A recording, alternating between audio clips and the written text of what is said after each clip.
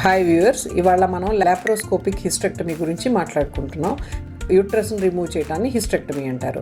So laparoscopy ద్వారా hysterectomy చేయడాన్ని lap hysterectomy అంటారు. ఇది ఒక కీ హోల్ సర్జరీ అన్నమాట. సో దీనికి పెద్దగా కట్టింగ్ లేకుండా చిన్న చిన్న పోర్ట్స్ ద్వారా గర్భసంచిని పైన కట్ చేస్తాం. లిగమెంట్స్ వాటన్నిటిని సపరేట్ చేసేసి వెజైనల్ రూట్ ద్వారా గర్భసంచిని ప్లస్ ఓవరీస్ ట్యూబ్స్ కూడా తీసేస్తాం అన్నమాట.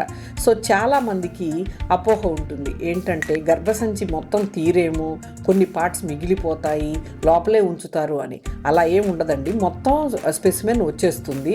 సో ఈ స్పెసిమెన్ వచ్చిన తర్వాత డాక్టర్ గారు మీకు చూపిస్తారు అండ్ దాన్ని బయాప్సీకి కూడా పంపిస్తారు. కొందరు ఇది కరెంటుతో చేస్తారు కదా, మాకు తర్వాత ఇబ్బంది అవుతుంది, మేము పని చేసుకోవాలి అని అంటారు. కానీ కరెంటుతో చేసినా ఏమి ఇబ్బంది ఉండదండి, అది చాలా తక్కువ టైంలో అయిపోతుంది కాబట్టి ప్రాబ్లం ఏమీ ఉండదు. ఈ రెండు అపోహలు తీసేస్తే లాప్రోస్కోపిక్ హిస్టెక్టమీ బాగా ఉంటుంది. అడ్వాంటేజెస్ కూడా ఏంటి అంటే ఎక్కువ కటింగ్ ఇది లేదు కాబట్టి పేషెంట్ వెంటనే కోలుకుంటారు, నెక్స్ట్ డే ఇంటికి వెళ్ళిపోవచ్చు. రెండోది కాస్మెటిక్గా కూడా ఇది చక్కగా ఉంటుందన్నమాట. ఎందుకంటే కటింగ్ లేదు, ఈ స్కార్ బాగా పెద్దగా ఉండటం అట్లా ఉండదు, నీట్గా ఉంటుంది.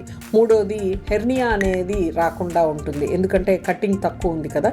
ఇంకొకటి వర్క్ కూడా వెంటనే వెళ్ళిపోవచ్చు. ల్యాప్ హిస్టెక్టమీ ద్వారా చిన్న కోత ఉంటుంది కాబట్టి స్కార్ నీట్గా ఉంటుంది, ఇన్ఫెక్షన్ ఛాన్సెస్ తక్కువ ఉంటాయి.